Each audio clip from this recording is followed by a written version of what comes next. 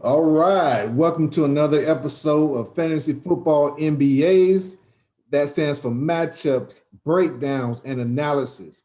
Here at the Fantasy Football MBAs, we help you graduate to Fantasy Football Champion. Isn't it beautiful? Ain't it a beautiful thing? Week 7 of the NFL slate. I'm your host, T. Campbell. I am joined 1/3 of the posse, my main man, EJ. In the house, what's going on, man? Part All two. right.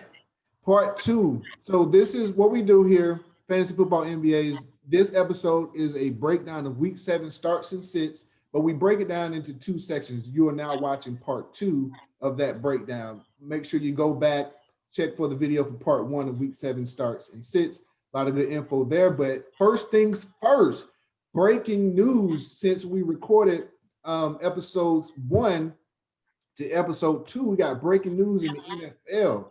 Man, strikes again. The COVID lightning strikes again. This week, week 7, got Emmanuel Sanders of the New Orleans Saints is going to be out. He is out. Breaking news. He's out. Saquon, time to shine. Yo, so with Emmanuel Sanders being out, no, Michael Thomas, then the New Orleans offense is going to be completely different. Forget everything we said before. Well, not everything, but go back. If you are an owner of Traquan Smith, if you're an owner of Jared Cook, Latavius Murray, obviously Kamara, he's going to be playing anyway. But this is definitely something to keep an eye on. Look up the matchups and make sure that you're ready. So, Traquan Smith is out there in your league. This will definitely be a time to get him. And Emmanuel Sanders is showing symptoms of COVID-19. So that's a little different designation with the NFL rules for regarding COVID-19. If you're just asymptomatic, it's typically 2 weeks you have to test negative in order to be cleared. But if you're showing symptoms, it's an extended period. So it's anywhere from 3 to possibly 4 weeks being out, where you have to clear protocol to get access back to facilities as well as back to the field. And if you're a Saints fan, I hope this doesn't have a ripple effect. And also, I hope no other players or any other, the staff, also is infected as well. We're hoping Emmanuel Sanders has a speedy recovery, no Definitely. lasting ill effects of the virus. So, best wishes to him, his family, and all of the New Orleans Saints. That's the one time I'm gonna say it. I'm a Falcons fan. That's the one time I'm gonna say it. Definitely. Other breaking news. It looks like it's an all but done deal. They just got to get the ink to dry or the champagne to pop. Antonio Brown is going to the Tampa Bay Bucs, people. If you haven't heard, it might be breaking news for you here on the Fantasy Football NBAs. Um, Listen, I I as a NFC South guy and Falcons fan, am I scared of this? Not yet.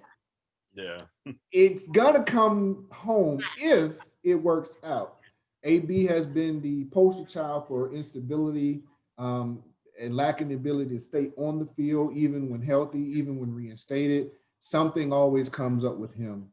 And one of the main things that, while I'm not exactly worried about it yet, is for one, he hasn't played football in a while.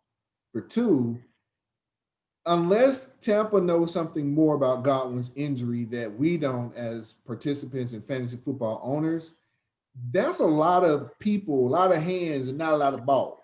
It's not a lot of balls. You got Evans, you got Godwin when healthy, and now a guy like AB. So and Gronk, Yeah. I, I I'm almost at the precipice of about to give this man some flowers as we do here on the show, because Rob Gronkowski has had a little new life over the last 2 weeks. So it's a lot of people for Tom Brady to throw the ball to, and AB's hasn't shown this to this point in his career that he likes to share his balls. Okay, he like to hoard his balls. Okay, so that's the breaking news as of this recording, week 7, part 2. So let's go ahead and get to the second half of the slate for week 7 NFL. We're going to start with the Green Bay Packers against the Houston Texans. Man, if you would have told me after week 1's loss to Kansas City that the Texans would be where they are at the bottom of the AFC South, um, bottom of the NFL. Right there, there's a bottleneck of 1-5 teams, 1-6 teams, 2-4 teams, and they're right there, man. And Yeah. they have players. I don't know what it is. Uh, David Johnson has been decent. He's not obviously what he used to be, but from a fantasy standpoint, he's been decent. Double digit fantasy points most weeks.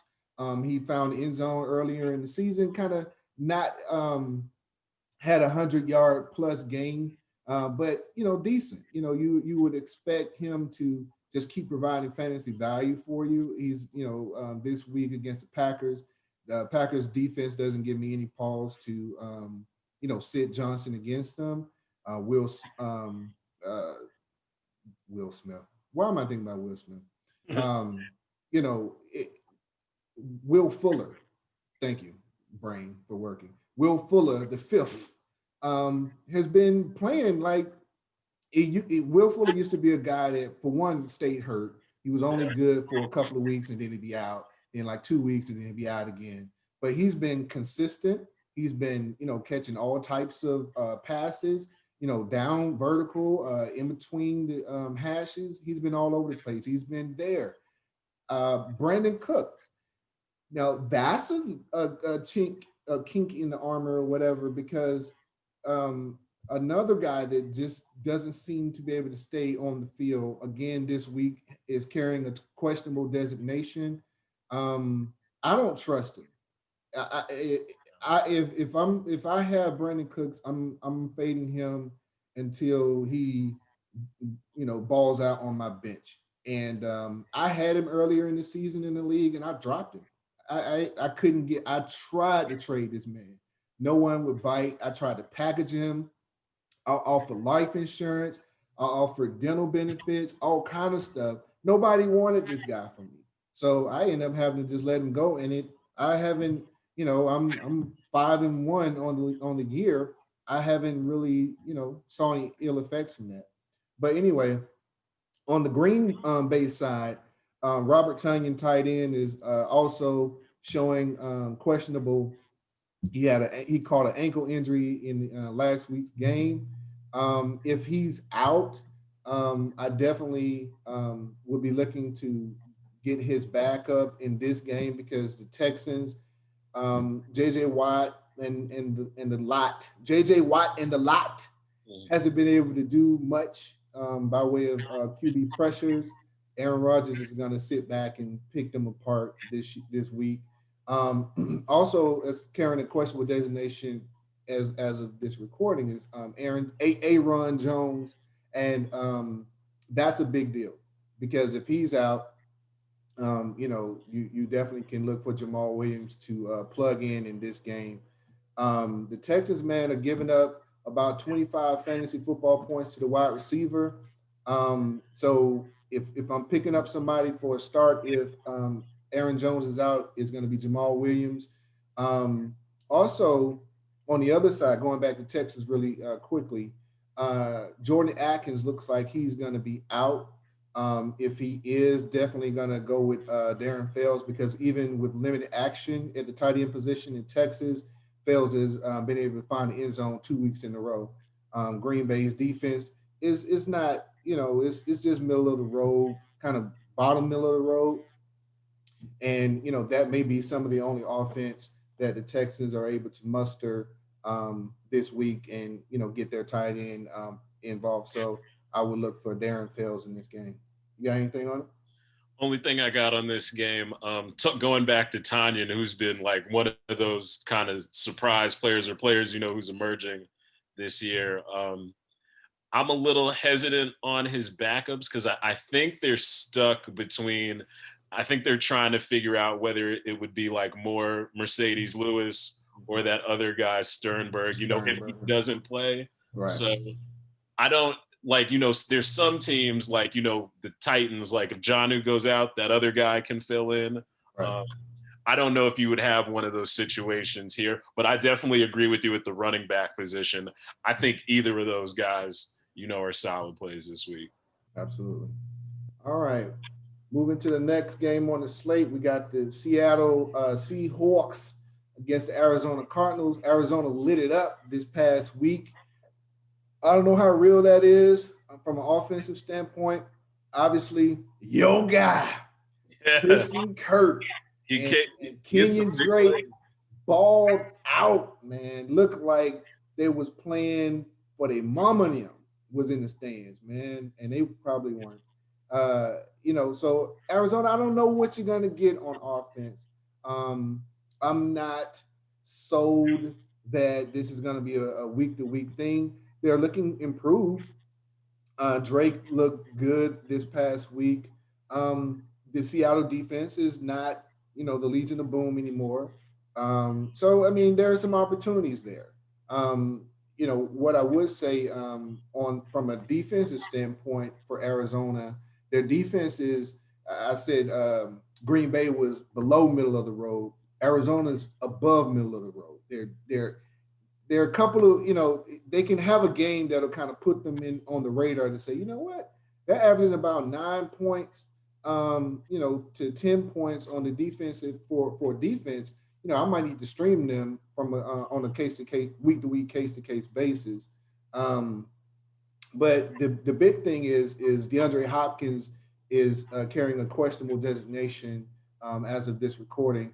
Obviously, take a big, keep that in mind, because if he's out, then your guy, yeah, is, slated to have another good week in Christian Kirk, because, like I said, Seattle's defense is, it's a lot. They look like Seattle's defense mirrors the majority of the NFL this year, where they're more pedigree and historically better than they've been on the field this year. Yeah.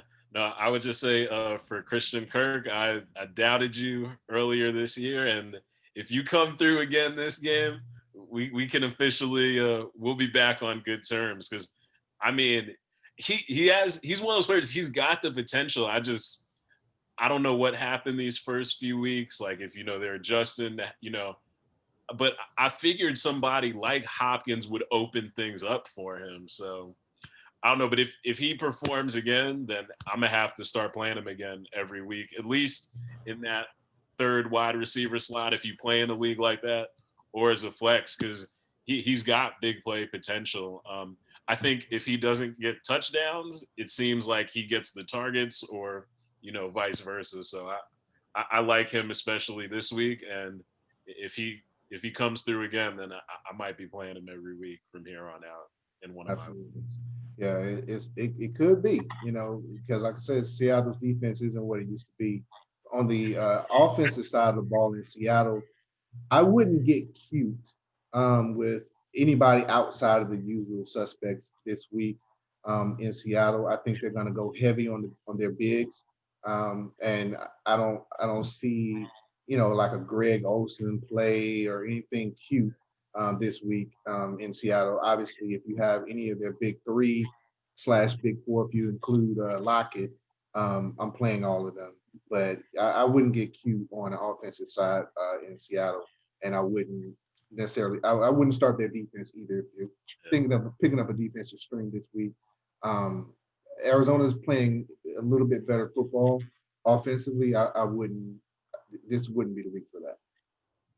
All right. Moving on, we got the Chiefs against the Broncos. Man, so this time last week, it was all the news that Le'Veon Bell was signed by the Chiefs, and man, it was gonna, it's his, team to carry in the backfield, and basically, Clyde Edwards-Helaire, earlier in the season, he looked like a man possessed, couldn't stop him. Everything was working. And then he kind of hit a freshman wall or something. And we said it here.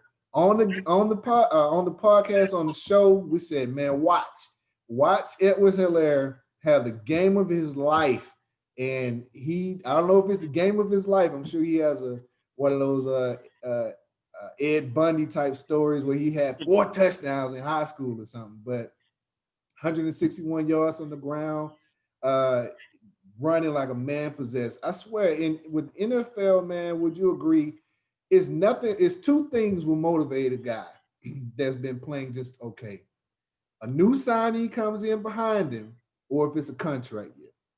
Oh yeah, no, I think he took like one of them gas station pills or something. Because he was, man, that was, I was watching that game. I was like, yo, who is this? Like who is that guy? Say my man got one of the mystery packets of pills and some blunt power. Like, give me both of those.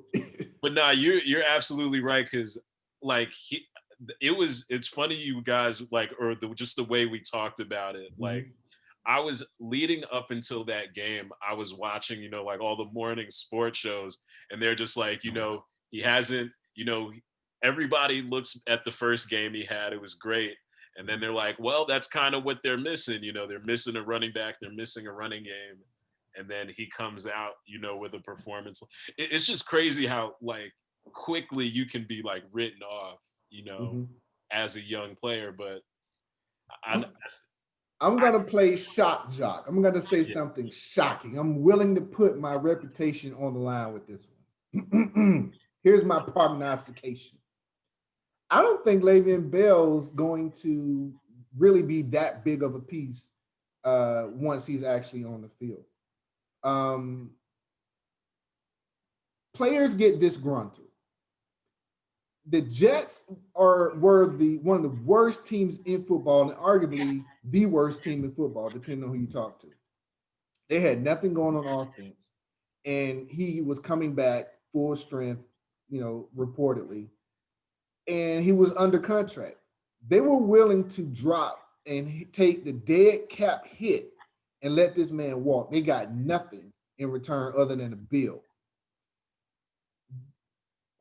I wonder how he came back, what kind of shape he came back in, or if there's, what's left there. I'm putting a big asterisk next to Le'Veon Bell for the remainder of the season. I'm going to go ahead and say they're going to do a split backfield, much like they did last year in the previous 2 years, where they had multiple running backs. You didn't know who was going to have the tote. I think they're going to keep Edwards-Helaire in the mix. I don't think it's just, after this, you can't just put 161 yards on the bench. You just can't. And he's young. He has way less tread, way more tread on the tires. Exactly. And I don't think you can just walk away from that just because a pedigree comes in town. Definitely. That's unproven over the last year. Exactly. And I think the biggest knock on Edwards-Helaire's game, that I think, he's not like a Derrick Henry where, inside the 5, you just hand him the ball and he's going to be like a battering ram and get in the end zone. So I think that's where he might lose some of his value down by the goal line. But to your point, like, Le'Veon is not like that either. He's a guy that kind of gets the ball and he lets it play out and then he hits the hole. So I think they can coexist. And like you said, I don't think it will do too much damage. And in my opinion, this may be part of fantasy, maybe even bigger than fantasy. I think for Le'Veon, if it doesn't work here, I think he's done. Like, it's kind of like, I think Shannon Sharp said it a few days ago. Like, if this was baseball, this is his third strike right here. Like, if you mess up here, I don't think anybody else will really want anything to do with him after this point. Well, I'll say this, because the Jets took the money hit, it makes him way more attractive as a 1-year guy versus having to absorb that big hit that they did everybody a favor. Like, you know what? I don't care. Get this guy out of here. That's always with the aging veteran star, that cap hit, it's like, man, we would bring him in, but it's too expensive. We would love to have him. We have a space for him, but it's just going to cost us too much for what type of output we end up getting. But the Jets did, everybody favored by taking that dead cap hit. So, just depends. But on the from the Broncos side, it's open for them. The Broncos, I mean, I'm not. I'm sorry.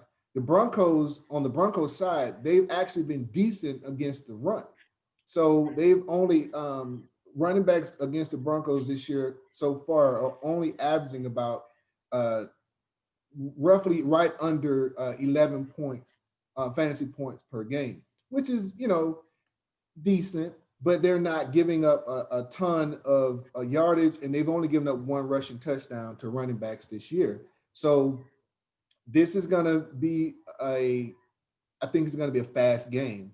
What I mean by that is I don't think the Kansas City running game is going to be able to, just run on Denver like that. So it's going to be through the air. So this is going to be, putting pressure on the Broncos DBs.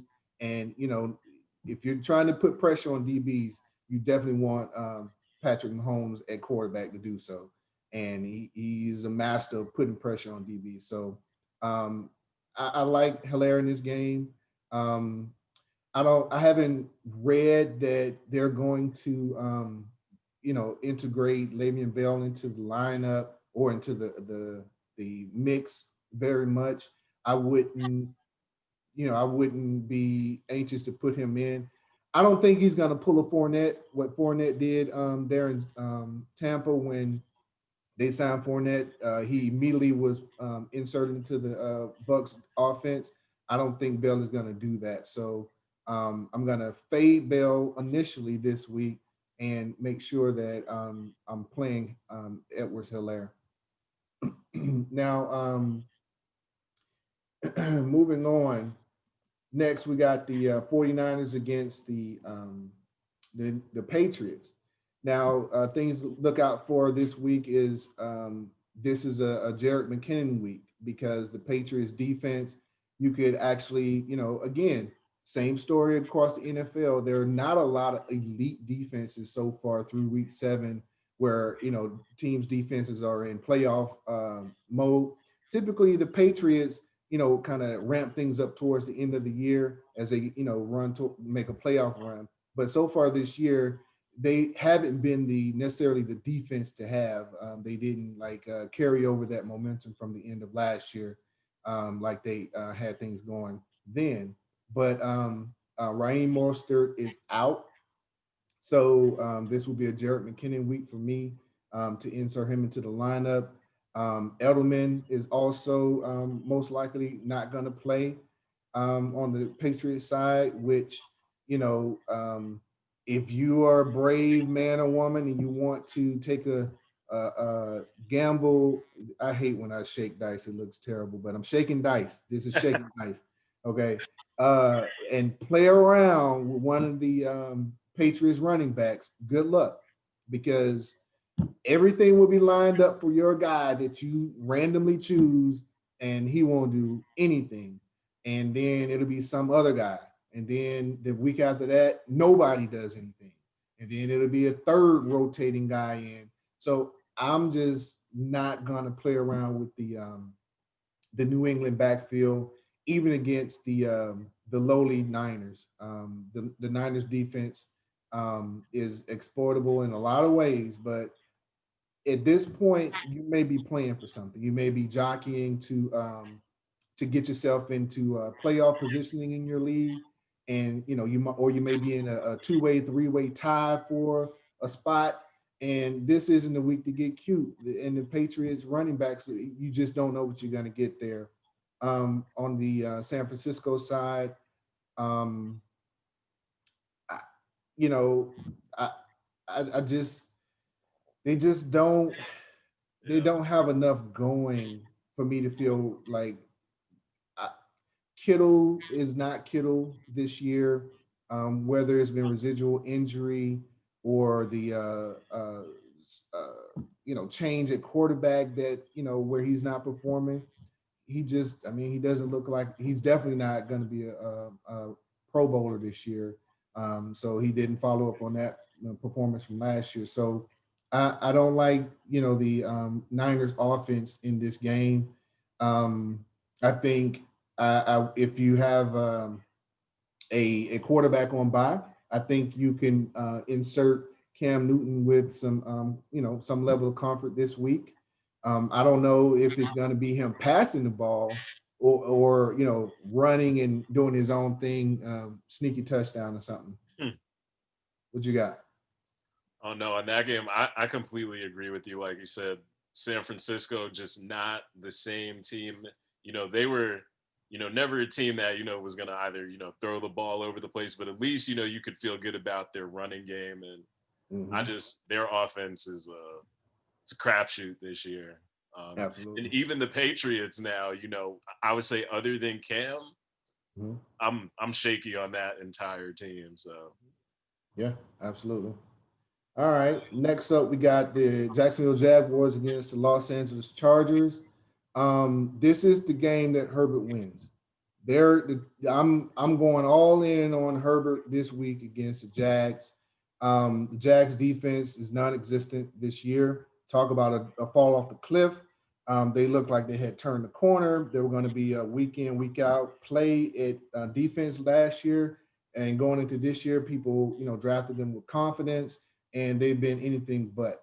Um, and they're a franchise that it has just under they haven't met the expectations on both sides of the ball. They bought back most pieces in on offense earlier in the season. It looks like they kind of found the heir apparent for Leonard Fournette. Didn't look like they were going to have a drop off there with James, old man Robinson, and young man actually. But it just looks like they're just okay.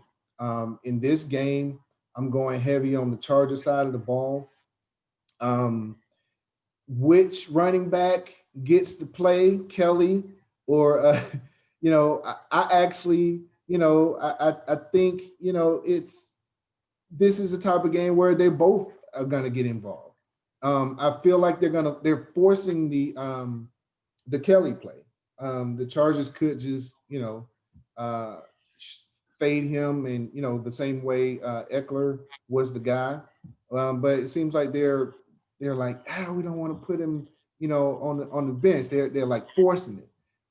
So if you are, maybe a flex for Kelly, I'm okay with that against the Jaguars. Obviously, on the Chargers side, again, if you're looking to stream this week, quarterback because yours is on a bye, Herbert, Herbert, Herbert, for yeah. sure. Oh no, and then I would say just for this game, I'm an owner of Laviska Chenault, and man, he had Speaking of forcing it, I don't know, man. I don't no, know. I'm telling you, he had so much promise. Like he could be an Alvin Kamara. I'm telling you, because he can carry the ball, he can catch. But as I've watched their last few games, he's just not getting the carries anymore. And Yeah. he did not look good against Detroit last week. Mhm. So if he throws up another dud, I think it might be officially time to give up on him. Because if they don't give him like his 3 or 4 carries and they don't throw it to him 4 or 5 times, he Mhm. can't be that guy that I thought he might be earlier in the season. Yeah, I mean, right now, going back to the Chargers briefly, Jackson is showing questionable, and they're actually, on the depth chart, they have Kelly in front of Jackson, but they seem to get away from Kelly in in game play. In this week, this is for me. I need my main man Shark to come back to hunting along the shorelines, because up to this point, man, your guy Chenault keeps getting opportunities to shine because Shark is not doing much. Yeah. He used to be a plug and play guy, and you were fine, but now it's like I don't know. And Cole will pop in one week here, and they keep trying to Laviska, but it hasn't. Yeah. materialize into touchdowns. But I need Shark to show up, man. Like for real. Like, okay, I've already, closed the book on T.Y. Hilton. It's over for me there. We talked about AJ Green earlier on in week one, part one show for this week. Um, Shark, Shark need to come on now. Now we it's week 7. Come on. Now, if you're gonna do it, come on. At least in jump time, like pad the stats. Catch for 3, catch for 4, catch for 7. But he's not even seemingly getting separation from the defense. I'm like, what's going on there? All right. So next we got Sunday night football, Tampa Bay Bucs against the Las Vegas Raiders, or as like to call them, the Vaders. So in this game, obviously the biggest news is Antonio Brown signing with the Bucs, but don't know if something is going on with Godwin. This is concerning. I don't see the point of signing Antonio Brown if everything is going to be okay with Godwin. He's a bona fide younger number 2. I don't see the point of having him plus AB if all 3 are healthy. Tom Brady's arguably the GOAT, but even he has never had this bevy of wide receiver. Like Tom Brady's good with making okay guys look really good. Slot guys just ball out. He has like legitimate speed on the outside across the board if Godwin is at full strength, which I don't believe. I don't understand why.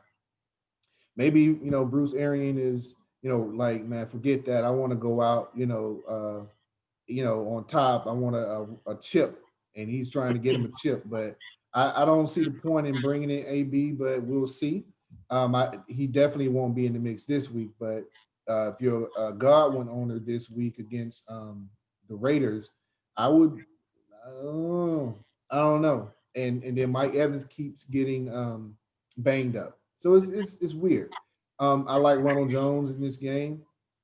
Um, I like on the other side, I like Ruggs in this game. Derek Carr, he's available in most leagues to stream. Uh, and asterisk, he may be he may take over your starting quarterback position depending on what your quarterback play has been. If it's been, if you, went heavy running back in the draft or something like that, and you got a late quarterback and it wasn't your guy, you just got a, just a serviceable guy, or you took a flyer on a rookie and it hasn't, worked out. Um, I like Derek Carr moving forward, asterisk moving forward. In this game, I like him. Tampa Bay's front 7 is formidable. So I am, fading, on Steve's guy, and in guy. Now I'm drawing. But what's the running back in Jacobs. yeah, I'm Yeah. fading him against the Tampa front 7. He hasn't been lights out this year. Yeah. I think this week will be a bit of a struggle for him, which opens up the passing game for Carr and Ruggs. And I've never brought it up here on this show, but Renfro, guy, you got to give me some consistency. Hunter Renfro needs to give me some consistency. He has the tool set to offer consistency. He has a quarterback, and I think this game offers some opportunity for him to get involved. What do you think? Definitely. No, and I also, like you said, Darren Waller this week. Mm, I needed him last week because Johnny got hurt, so I'm glad he's back. Um, one thing I'm keeping an eye on, I think one or two of their linemen might have COVID. mm, Um, so whenever offensive linemen go out, right. not a big fan of that because one of the strengths of the Raiders is the line. Mm-hmm, They have a pretty good offensive line. And mm-hmm, that's something that I'm definitely going to monitor, especially in these next few weeks. I think, like you said, it was cases where they were asymptomatic, so they might not be out for a long time. Right. But it's just something to look out for, something to monitor. Because if they do have to shift people around, Mhm. sometimes, especially against a team like Tampa Bay, who, like you said, they got, a pretty stout front seven. Mhm. It's something I would look out for. But I agree with you on Jacobs this week. I think he's going to be average, because I think he's going to have it's going to be a tough time against them. All right. So last game this week. And again, if you're just popping in, we are the Fantasy Football MBAs, and this is week 7 preview. Starts and sits part 2. We're breaking down the second half of the NFL schedule all the way through Sunday and Monday Night Football. So this is the last game on the slate, week 7. Chicago versus the Los Angeles Rams. Now, this is a game where there are a lot of injuries or some key injuries on both sides or potential injuries on both sides. Obviously, one of the heartbeat of the Chicago defense, in Mack is showing questionable, possibly out this week. This isn't. This has been an overachieving Chicago team. They keep finding ways to win. With Khalil Mack out, you would say, oh, that gives the Rams a chance. But the Rams have their own issue on offense this week. So we're looking at possibly Higbee is showing questionable. Robert Woods is showing questionable. Darrell Henderson is showing questionable. Now, Sean McVay is reportedly saying that um, uh, Henderson is going to play, but he didn't participate all week in practice. So some of their key positions on offense for the Rams are gimpy or may not even play. So that plays to the Chicago defense, and the Chicago offense is doing pretty good. So in this game, um, if in fact you know it turns into a bit of a call it a low scoring game, I'm going to give the nod to Chicago because they've been finding ways to win these tight games all year. And with that being said, I'm going to say I like, obviously, Allen Robinson big in this game. I like even David Montgomery in this game. On the Rams side, it's for me, it was Henderson or nobody. It seems like they forced the issue and made Henderson, well, I wouldn't say forced the issue. Henderson earned his way to get the lion's share of the backfield carries. Cam Akers, was kind of banged up beginning of the year. And I haven't seen where they're willing to go away from him. But with him not being able to practice fully this week, I do not like him against the Chicago front, even without Khalil Mack. So I'm fading on him. Obviously, if Robert Woods is out there, it helps Cooper Kupp. But, you know, I don't know if he's going to be there or not. But obviously, if he is, you gotta play him. Higbee, if he's healthy, I'm gonna fade him this week. You got anything on it? Nothing on this game, but I got something on a previous game, Okay. when we have some of our closing thoughts. Okay. Well, we're about to wrap it up, so go ahead. So one player I am watching this week, who I actually played last week, who's been doing well for me, my guy Tim Patrick on the Denver Broncos, going Okay. for his third straight 100-yard game. It's going to be tough because Kansas City has actually been pretty tough on some receivers, Mhm. but I would still play him this week. He's looked really good in Mhm. his last. He's the Claypool of the AFC West. Okay. Kind of been doing his thing.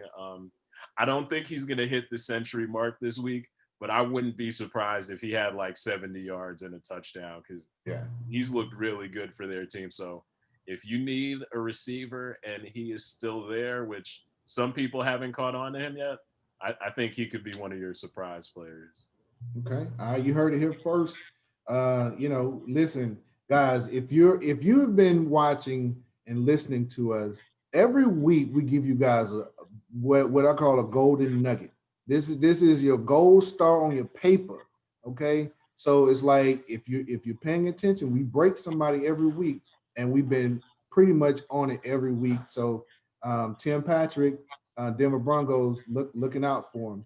So that's going to wrap up this week's episode. Again, make sure you check us out on YouTube. Make sure you follow us on Instagram. We are the Fantasy Football MBAs on both platforms.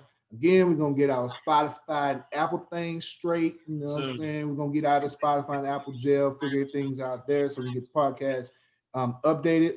And again, we appreciate the comments. You guys are kind of, beginning to come in and ask us questions about your lineup, what if scenarios. And, other than that, man, we'll see you guys next week. And as always, peace. Later.